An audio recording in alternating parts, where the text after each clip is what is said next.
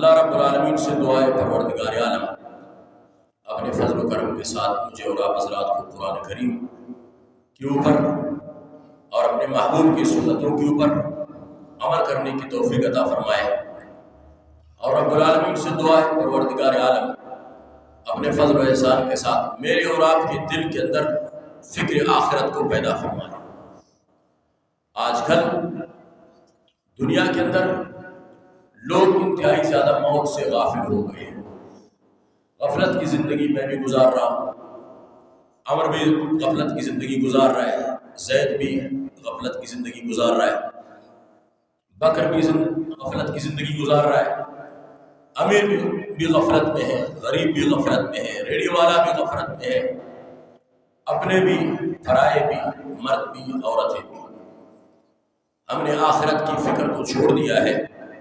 دنیا کی محبت ہمارے دل میں جگہ پکڑ لی ہے، آخرت سے انتہائی زیادہ مکمل طور پر میں بھی غافل ہوں، اور مسلمان پورا امت مسلمہ غافل ہے آخرت سے۔ اس لیے لوگ انسانیت سب کے سر ظلم پر تلی ہوئی ہے، اس لیے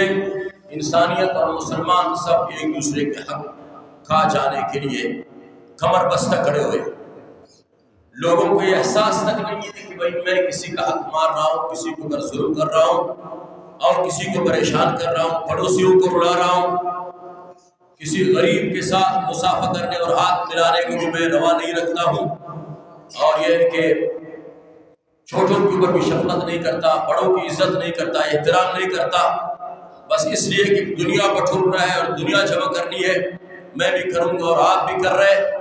اس کی سب سے بڑی وجہ یہ ہے، اللہ کے رسول نے فرمایا حب الدنیا وکراہیۃ الموت، لوگ دنیا کی محبت میں جب پاگل ہو جاتے ہیں اس کے بعد پھر سب کچھ کر گزرتے ہیں، دنیا کے پیچھے لوگ بھاگتے رہتے ہیں۔ اللہ کے رسول صلی اللہ علیہ وسلم کا فرمان ہے کہ دنیا ملعون ہے، اور دنیا کے اندر جو کچھ ہے وہ سب کے سب لعنتی اور ملعون ہے۔ آپ حضرات کو اس بات کا معلوم بھی ہے، احساس بھی ہے، آپ نے سنا بھی ہے، اللہ کے رسول کا فرمان ہے جب بھی انسان دنیا کی محبت کو دل میں بٹھاتا ہے اور آخرت سے جب انسان غافل ہو جاتا ہے پھر انسان درندہ بن جاتا ہے، وحشی بن جاتا ہے۔ آج کل آپ اپنے معاشرے کے اندر ذرا غور کر کے دیکھیں تو صحیح، کوئی کسی شخص کو بھی کسی کے حق کے بارے میں احساس نہیں ہے کہ بھائی یہ کسی اور دوسرے مسلمان کا حق ہے، میں اس کے اوپر کیوں آ کر بیٹھ جاؤں اور میں اس کے اوپر کیوں غاصب بن جاؤں اور اس کو غصب کر لوں، اس لیے کہ موت کو ہم نے بلا دیا ہے۔ روزمرہ کا معمول ہے، روزانہ ہر مسجد سے اعلان ہوتا ہے بھائی فلان شخص کے ہاں فلان کا انتقال ہو گیا، فلان وقت میں اس کا جنازہ ہو رہا ہے، لوگ سب قبرستان میں پہنچ جائے۔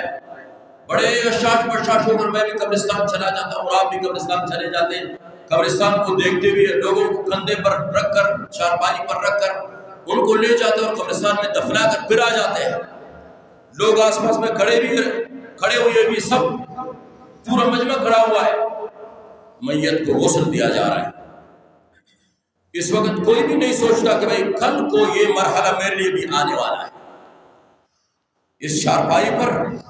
اس پٹے پر مجھے بھی رکھ دیا جاتا ہے، کل مجھے بھی اسی طرح غسل دیا جاتا ہے، اسی طرح کفن پہنا دیا جاتا ہے۔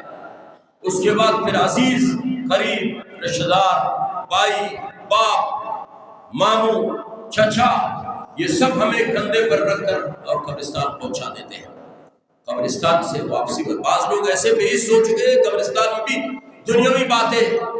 کر رہے ہوتے ہیں، گپے مار رہے ہوتے ہیں، اور قبرستان کے اندر بیٹھ کر بھی لوگ غیبت کر رہے ہوتے ہیں۔ بھائی فلانی نے یہ کیا، فلانی نے وہ کیا، کم وقت، یہ کوئی غیبت کی جگہ تھوڑی ہے۔ غیبت چاہے آپ حرم پاک کے اندر بیٹھ کر بھی کرے تب بھی غیبت ہے، آپ قبرستان میں بیٹھ کر غیبت کرے تب بھی غیبت ہوتی ہے،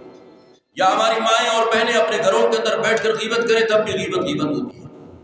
لہٰذا کم سے کم آج کل یہ بھی دیکھنے میں آتا ہے کہ لوگ تعزیتوں پر بیٹھ کر بڑے فاخرانہ انداز میں سگریٹ بھی پی رہے ہوتے ہیں،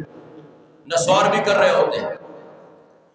تکیوں کے اوپر ماشاءاللہ ٹھیک لگا کر بھی لوگوں کو غیبت کر رہے ہوتے ہیں، کسی کے گھر کے اندر تعزیت پر بیٹھے ہوتے ہیں۔ اس حد تک میرا اور آپ کا حصہ ختم ہو چکا ہے، شعور ختم ہو چکا ہے۔ کوئی شعور نہیں ہے،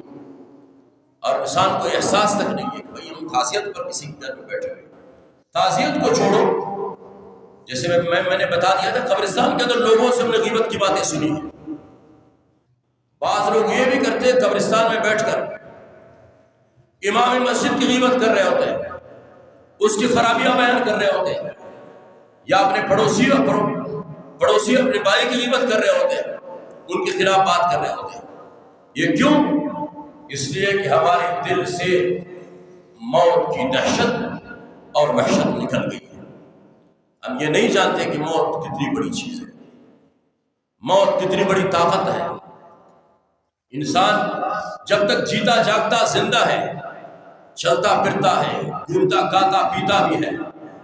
لیکن اس وقت اسے احساس تک نہیں ہے کہ میں دنیا کے لیے سب کچھ تو کر رہا ہوں، لیکن آخرت کے لیے کیوں کچھ نہیں کر رہا۔